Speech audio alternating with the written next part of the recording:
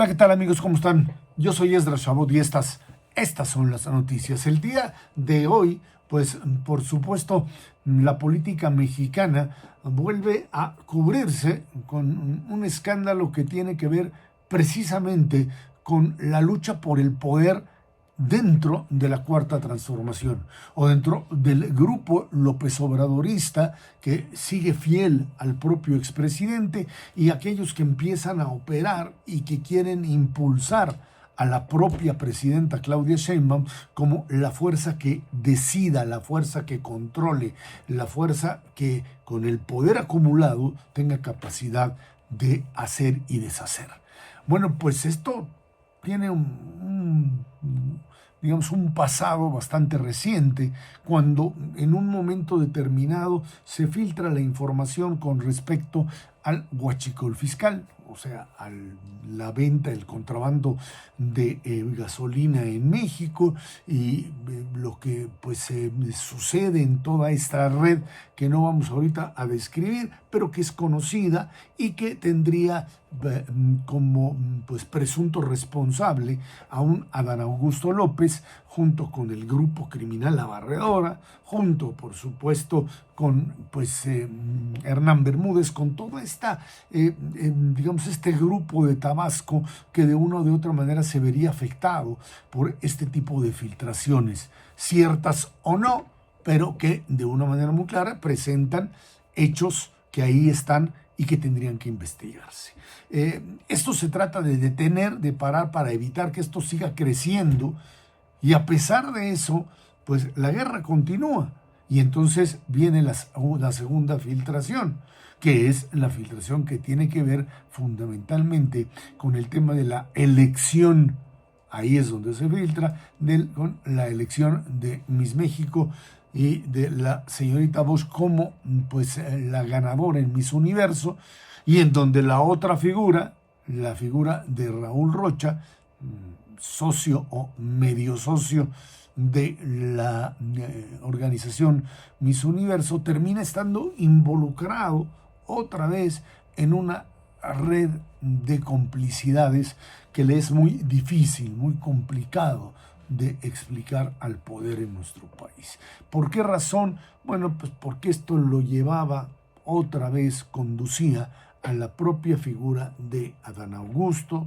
con el propio Raúl Rocha, etcétera, etcétera, e iba creciendo esto al grado de ir involucrando cada vez más a políticos dentro de la 4T. ¿Dónde era el pleito o entre quién era el pleito original? Bueno, pues el pleito supuestamente era entre el propio fiscal, el exfiscal Alejandro Gertz, y el propio Adán Augusto. En el momento en el que pues esto ya rebasa los límites, porque hay que recordar que figuras como Adán Augusto, como Ricardo Monreal, como Marcelo Ebrard, o como el mismo Fernández Noroña, pues quedaron en puestos donde se suponía tenían que operar como enlace entre López Obrador y la nueva presidenta. Y mientras una figura como Marcelo Ebrard dice, yo no le entro a eso, yo no tengo esa correspondencia, sino me voy a dedicar a hacer lo que tengo que hacer, lo que tengo que realizar. Bueno, pues figuras como Adán Augusto López o el propio Fernández Noroña en su momento, pues terminaron por ser enlaces importantes o elementos importantes de lo que se quería imponer en el país desde una presidencia paralela, la de López Obrador. Y ahí es donde el asunto empezó a hacer crujir a la propia Cuarta Transformación, porque empezaron los golpes incluso contra el propio Noroña, con sus locuras y las filtraciones de sus viajes, etcétera, los escándalos que ya mencionamos de Adán Augusto con respecto al huachicol y con respecto a la elección de Miss Universo ligada a un personaje al cual Alejandro Gertz le da a Raúl Rocha, le brinda lo que es pues esta impunidad legal. O sea, la protección de testigo prácticamente, este modelo de colaboración que le daba la oportunidad al propio Raúl Rocha de pues salir bien librado, acusando a alguien superior, por supuesto a él, y esta figura sería obviamente el mismo Adán Augusto. En medio de este asunto, bueno, pues vemos a un fiscal, Alejandro Hertz, que termina siendo removido bajo la presión propia tanto del propio Adán Augusto como de la propia presidenta, que ve en el exfiscal Hertz Manero una figura que no le es totalmente leal a ella. Es una figura que comparte y que tiene el poder del anterior que lo nombró, López Obrador, y que se supone le daría otros 2 años más a partir, digamos, de ahora, para seguir operando. Y viene el recambio total, un choque de trenes que termina sacando con una negociación complicadísima y que tarda días y que hay resistencias, y saca al propio Hertz Manero de la jugada, suponemos con una cierta protección y cobertura frente a lo que podría ser una venganza dentro del propio modelo. ¿Qué aprendemos de esto? Primero, que las fiscalías no son autónomas, que las fiscalías que pretendieron sustituir básicamente a las procuradurías, que eran, digamos, empleados del presidente, para convertirlos en fiscales con autonomía, capaces de deslindarse, de no tener encima directa la presión, aunque la hubiera en un momento determinado, que pudiera sostenerse bajo el principio de que era inamovible. Bueno, pues resultó que regresamos al mismo modelo anterior. Fiscales que actúan a partir de lo que les mandan desde la presidencia de la República, que responden a eso. Recuerden al propio Peña Nieto cuando se inaugura este nuevo modelo de autonomía y se dice, no,